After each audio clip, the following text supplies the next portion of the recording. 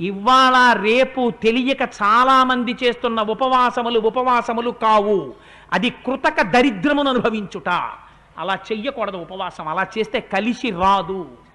ఏది ఉపవాసం అంటే తన స్నేహితులందరితో సంతోషించి, స్నేహితులందరూ వెళ్ళి కౌసల్యకి చెప్పారు రాముడికి పట్టాభిషేకం చేస్తున్నారని. ఆభరణములు ఇచ్చి కౌసల్య శ్రీ మహావిష్ణువుని ప్రార్థన చేస్తూ కూర్చుంది. సుమిత్ర, సీతమ్మ, లక్ష్మణుడు అక్కడ చేరారు. రాముడు వెళ్ళి కౌసల్యకి చెప్పాడు, అమ్మా నాకు పట్టాభిషేకం చేస్తున్నారని. కౌగిలించుకుని సంతోషించి ఆనంద భాష్మములు కార్చి శ్రీ మహావిష్ణువుని ప్రార్థన చేసి, ఏ నక్షత్రంలో పుట్టావోరా నాయన, ఇన్ని గుణములతో నీ తండ్రిని సంతోషపెట్టావు, యవరాజ్య పట్టాభిషిక్తుడు అవుతున్నావు. నేను కౌసల్యనైనందుకు, జ్యేష్ఠ భార్యనైనందుకు కృతార్థురాలనయ్యానంది కౌసల్య. ఇంత సంతోషించాడు. లక్ష్మణ, నేను యవరాజ్య పట్టాభిషేకం చేసుకుంటే నీకు యవరాజ్య పట్టాభిషేకం జరిగినట్టే, అన్ని సుఖాలు అనుభవించన్నాడు. వచ్చి స్నేహితులందరినీ పంపించిన తరువాత స్నానం చేసి పూజాగృహంలో ప్రవేశించి హవిస్సుని తల మీద పెట్టుకుని తీసుకొచ్చి శ్రీ మహావిష్ణువుకి హవిస్సులు ఇచ్చారు అగ్నిలో. ఇచ్చి మిగిలిపోయినటువంటి హవిస్సుని తాను తిన్నాడు. ఇవాళ చాలామంది దృష్టిలో అన్నం మానేయడం ఉపవాసం. అది ఉపవాసం కాదు, అశనము. నువ్వు ఒక జన్మలో వేరొకరికి పెట్టలేదు కనుక ఈ జన్మలో తినక దరిద్రం అనుభవిస్తున్నావు.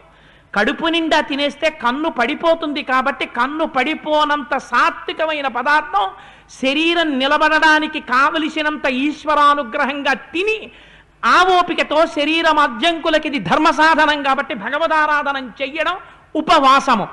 అంటే సమీపమునందు, వసి అంటే నివసించుట, ఈశ్వరుని గుణముల యందు తాను మునుక వేయుట. అందుకని ఈశ్వరారాధన చేసి ఆ హవిస్సు తాను భుజించి దర్భలతో కూడిన చాప వేసుకుని ఆ చాప మీద సీతమ్మతో కలిసి ఇంద్రియ నిగ్రహవంతుడై భార్యతో కలిసి పూజామందిరంలో దర్భాసనం మీద నిద్రపోయాడు రాముడు. ఇంకొక జాము ఉందనగానే నిద్ర లేచాడు. నిద్ర లేచి అలంకృతం చేసి సంధ్యావందనం చేసి బ్రాహ్మణుల్ని పిలిచి అక్కడంతా కూడా స్వస్తివాచనం చేశాడు. పురమంతా సంతోషం, ఎక్కడ చూసినా ఆనందంతో ఉంది. దీనికి ఉపవాసం అని పేరు. ఇవాళ రేపు ఉపవాసం అంటే ఎంత భ్రష్టు పట్టిందంటే, ఒళ్ళు ఊగిపోతున్నా, ఒంటి నిండా షుగర్ ఉన్నా, అలా ఉండకరా చచ్చిపోతావని డాక్టర్ చెప్పినా భగవంతుడి పేరు చెప్పి తినకపోవడం పెద్ద సర్టిఫికెట్ అయిపోయింది. అది దరిద్రం అనుభవించుట. అలా చెయ్యడం కలిసి రాదు కూడా. అటువంటి ఉపవాసములు చెయ్యను కూడదు, అటువంటి ఉపవాసములను ప్రోత్సహించను కూడదు. అంటే నా ఉద్దేశం నవకాయ పిండి వంటలతో భోజనాలు చేయమని కాదు. సాత్వికమైన పదార్థం, పాలు పళ్ళు లాంటివి పుచ్చుకోవచ్చు, సాత్వికమైన పదార్థం తినచ్చు. ఈ శరీరాన్ని నిలబెట్టుకుని కడుపు నిండా తినమని కాదు. ఎంత తింటే శరీరం నిలబడుతుందో అంత తిని శరీరాన్ని నిలబెట్టుకోవాలి. వాడు నిజంగా ఉపవాసం చేసినవాడు. ఇవాళ ఉపవాసం అంటే వీడు కాడు ఉపవాసి, అన్నం మానేసిన వాడు ఉపవాసి. ఇలా తయారైంది ప్రపంచం. ఎంత చెప్పినా ఉపవాసం తలకెక్కదు.